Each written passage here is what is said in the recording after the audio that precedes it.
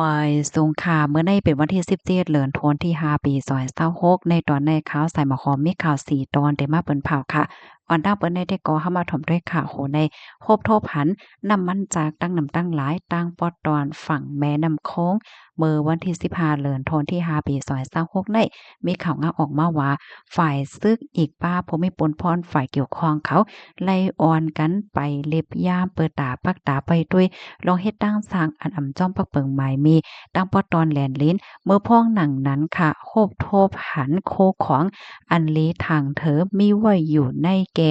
วานท่าตาฝั่งจะเว้งแม่เสลียงถึงวานแม่สามแลบจะเว้งศพเมื่อ7วันมีห้องสอนเนี่ยค่ะเฮ็ดนั่นเหี่ยวก็จังไดเข้ากดทัดด้วยค่ะเพราะว่าทัดด้วยอยู่ในโฮบทบหันว่าเป็นน้ำมันจากเป็นดีเซลค่ะปรุงมันได้ก็มีอยู่30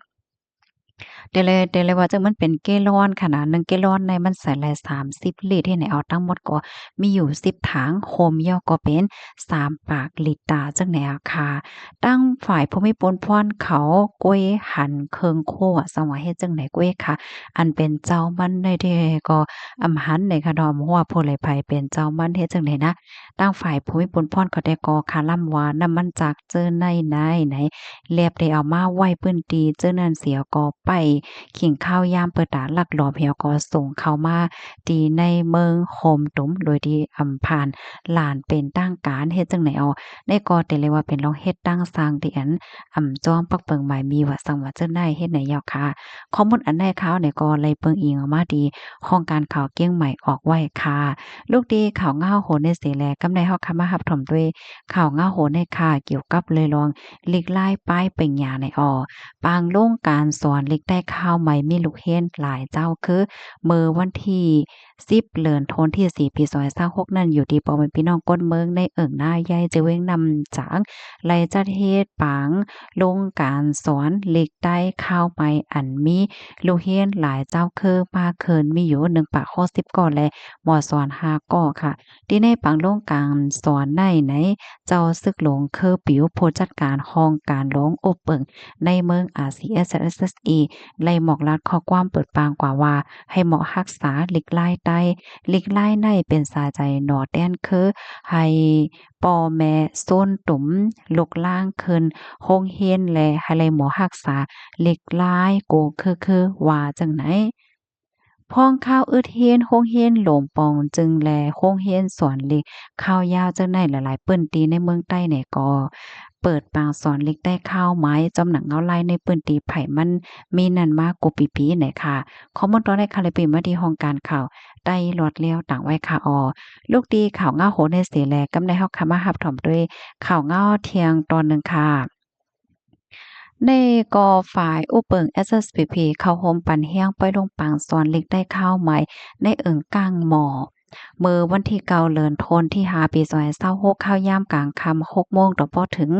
กลางค่ำ8โมงนั่นค่ะจมฝ่ายป้ายปิญญาในนาทีอุเปิงจะเว้งหมาย19สีป้อออโทจัดเฮ็ดปล่อยลงปางสอนเล็กได้ข้าวใหม่สิในนั่นอยู่ที่ห้องการฝ่ายอุเปิงใจตอนหมาย11ออนโฮก็มาติ จะวิ่งหมาย19ไล่กว่าคืนฮอดเข้าโฮมปันแห้งปางแก้วกึดลือปางสอนลิกไล่ใต้ข้าวใหม่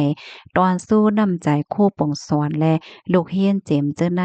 ตีในปางแก้วเนิ่นพกขึ้นฮอดตั้งเซ็งกันต้อเสียเจ้าสีป้าถ่อมทะละอ้อหวาดตาและตามตัวผู้จัดการใจตอนหมาย11หมอกลัดขอความปึดปางซับเลี้ยงเหนลวงปื้นหู้การป้ายปิญญาเจมเจ้อในเสียวก็ไหว้นั่นอยู่ดีผู้ใหญ่ก้นหลง ไล่ตอนสู้นำใจโคสอนหมอสอนตอนสู้ลูกเฮียนเจมเจอในนางเฮือก้นหนุ่มใต้ป้อดีลงเหรียญลิกไล่ป้ายเป็นหยาโกภาษาโกป้ายแหละอีกป้าลวงใต้ปื้นใต้การเหย่งแงฟิงทุ่งใต้เจมเจอในนั่นอยู่ดีห้องการฝ่ายปัญญาปฏิบัติสูงจึงใต้ตับซึกจึงใต้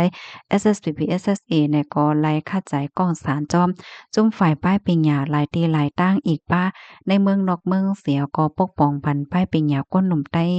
ไฮเปอร์ขึ้นใหญ่ขึ้นจั่นกว่าในข้าวมื้อนาและเข้าใจปันป้าก้นหนมวันมื้อในไฮไลเป็นมาผู้อ่อนโฮลีอันมีน้ำกัดตามวันมื้อนาเจมเจอในน่ะค่ะอันในเป็นตอนหนึ่งค่ะกำในเฮาค่ะมารับถมด้วยเที่ยงตอนหนึ่งน่ะค่ะ ในก็อยู่ดี SSPP ออนโหจัดเฮ็ดปางเกียวไปลงปางสอนเล็กได้ข้าวใหม่ในเจดอนหมาย15-16มื้อวันที่12เดือนธันวาคมที่5ปี2026ข้าวยามกลางใน9โมงต่อถึง11:40นั่นอยู่ดีภูมิปนพรในห้องการหลงตาบศึกยอนอมค่ะในห้องการหลงตับเงาศึก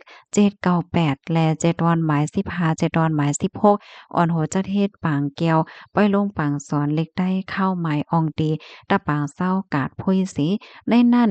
มีผู้ใหญ่ก้นหลงฝ่ายตับฝ่ายโอเปิงได้ตับเงาซึก